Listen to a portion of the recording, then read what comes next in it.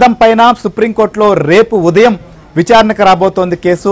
ఇవాళ solicitor general సమయం కోరిన నేపథ్యంలో రేపు ఉదయం కూడా ఈ కేసు వాయిదా వేశారు. సో రేపు నివేదిక కూడా తుషార్ మెహతా అందించబోతున్నారు. అయితే ఏ రకమైనటువంటి సూచనలతో వారు కోర్టు ముందుకు నివేదిక ఇస్తారనేదే ప్రస్తుతం ఆసక్తికరంగా మారుతోంది. సో రామారావు చెప్పండి, సో రేపటికి వాయిదా పడినటువంటి పరిస్థితిని మనం చూస్తున్నాం. సో దీనిపైన ప్రభుత్వ వర్గాల స్పందన ఏంటి? శ్రీహరి, ప్రధానంగా కేంద్ర ప్రభుత్వం తన అభిప్రాయాన్ని తెలపాలి అని చెప్పి సుప్రీంకోర్టు ధర్మాసనం కోరిన నేపథ్యంలో తుషార్ మెహతా మాత్రం రేపటి ఉదయం వరకు కూడా సమాచారం తనకు సమయం కావాలి అని కూడా ఆయన కోరటంతోనే కేసు విచారణ రేపటికి వాయిదా పడింది. ఈలోపు కేంద్ర ప్రభుత్వం ఇటువంటి ప్రతిపాదనలతో ముందుకు వెళ్ళాలి అనే అంశంపై కూడా అందరితో చర్చించిన అనంతరమే ఒక నిర్ణయానికి వచ్చే అవకాశం ఉంది. ఈరోజు ఉదయం ముఖ్యమంత్రి చంద్రబాబు నాయుడుతో కూడా కేంద్రానికి సంబంధించిన కీలక నేతలు మాట్లాడినట్టు మనకు సమాచారం అందుతుంది.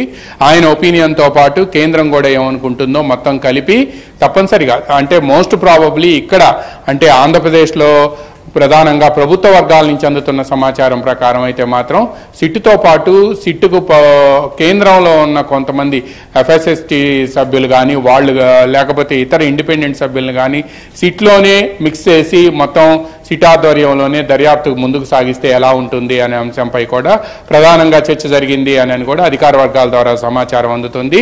ఈ మేరకు కన్స్ట్రక్టివ్ ప్రపోజల్ ధర్మాసనం ముందు ఉంచితే ధర్మాసనం వ్యక్తం చేసే అభిప్రాయాలు కూడా ధర్మాసనం కూడా తమ కన్స్ట్రక్టివ్ ప్రపోజల్తో విభేదించకపోవచ్చు అనే ఒక ఒపీనియన్ అయితే మాత్రం కేంద్రంలో ఉంది. అదేవిధంగా రాష్ట్ర ప్రభుత్వం కూడా అదే అభిప్రాయపడుతుంది. కృష్ణ చెప్పినట్టు మూడు ఆప్షన్స్ కూడా సుప్రీంకోర్టు ధర్మాసనానికి ఇచ్చే అవకాశం ఉంది.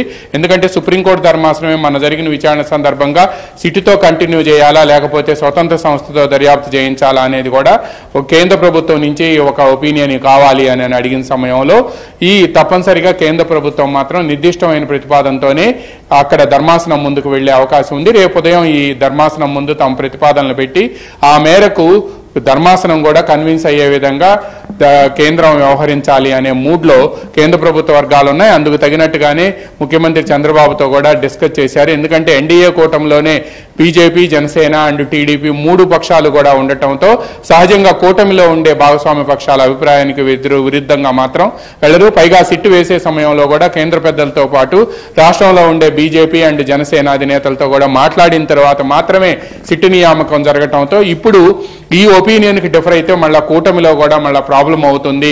కోఆర్డినేషన్ గ్యాప్ ఉన్నట్టుగా బయటకు ఇండికేషన్స్ వెళ్తాయనేది కూడా ఒక సమస్యగా ఉంది. అందువల్లనే దీనిపై కూలంకుషంగా చర్చించిన తర్వాత మాత్రమే ధర్మాసనం ముందు తమ అభిప్రాయాన్ని కేంద్ర ప్రభుత్వం ఇచ్చే అవకాశం ఉంది అని కూడా ప్రభుత్వ వర్గాలు చెబుతూ ఉన్నాయి.